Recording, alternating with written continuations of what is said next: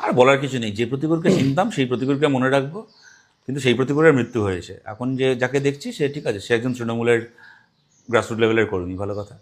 সেটা তার কি জন্য আমি তাদের কাছে তৃণমূলকে ভয়? দোষ দেবো না, তৃণমূল সেটা করতেই পারে। আমাকে কেউ কিনবে কেন, মানে আমাকে কেউ কিনতে পারবে কেন আমি যদি নিজে বিক্রি হতে না চাই? সুতরাং আমার মধ্যে যদি এরকম থাকে যে আমার সামনে এক কিশোরা অফার দিল আর আমি অমনি চলে গেলাম, তাহলে সমস্যাটা আমার, সমস্যাটা তৃণমূল বা অন্য কোনো দলের না। প্রতিকূলকে অন্যরকম ভাবতাম, প্রতিকূল কখনো এরকম হবে এটা সত্যি কেউ কল্পনা করেনি।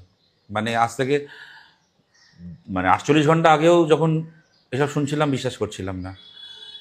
48 ঘন্টা আগে, পরশুদিন আমি নিজে দুপুরবেলা ওর সাথে কথা বলেছিলাম।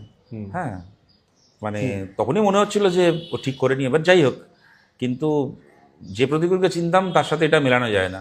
এবার ঠিক আছে, আর কি করা যায়? ওগুলো সবাই বলে, ওগুলো কেউ আজ অব্দি দল ছেড়ে অন্য দলে গিয়ে বলেনি যে আমার অ্যাম্বিশন ছিল, আমার ব্যক্তিগত আখের গোছানোর সুযোগ এসছে তাই আমি অন্য দলে গেছি, ভালো টাকা পেয়েছি, ভালো অফার পেয়েছি, ভালো আমার কেরিয়ারের জন্য গেছি। আজ পর্যন্ত কেউ বলেনি। সে মুকুল রায় থেকে শুরু করে, জয়প্রকাশ মজুমদার থেকে শুরু করে, সজল ঘোষ থেকে শুরু করে, শুভেন্দু থেকে শুরু করে, শোভন চ্যাটার্জি থেকে শুরু করে, আজ পর্যন্ত যারা যারা দল বদলেছে তারা যা যা বলেছে এক্ষেত্রেও তাই তাই শুনছি। এগুলো কোনোটাই নতুন কোনো কথা নয়।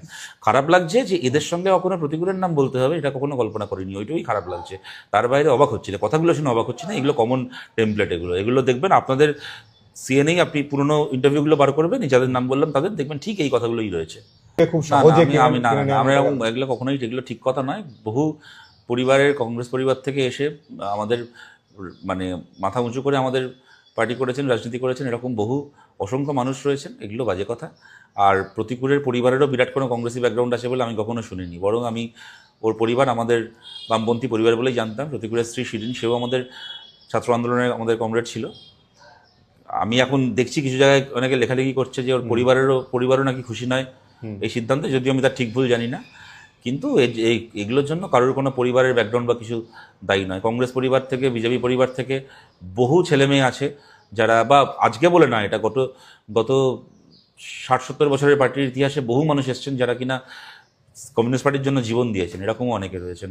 হরেকৃষ্ণ গঙ্গার, বিনয় গঙ্গারের পরিবার যোদ্ধার পরিবার ছিলেন, আর তারা পশ্চিমবাংলায় অপারেশন বর্গার সামনে দাঁড়িয়ে বুক চিতিয়ে নেতৃত্ব দিয়েছেন। তারা ভূমিহীন কৃষকের মধ্যে, বর্গাদারদের মধ্যে জমি বন্টন করার প্রশ্ন। সুতরাং যোদ্ধারতন্ত্রের বিরুদ্ধে, জমিদারতন্ত্রের বিরুদ্ধে লড়াইয়ের নাম হরেকৃষ্ণ গঙ্গার। সুতরাং তার এগুলো কোনো কথা নয়। আমি একটা সম্ভাবনার কথা শুনলাম যে মমতা ব্যানার্জি সিপিএম জয়েন করতে পারেন।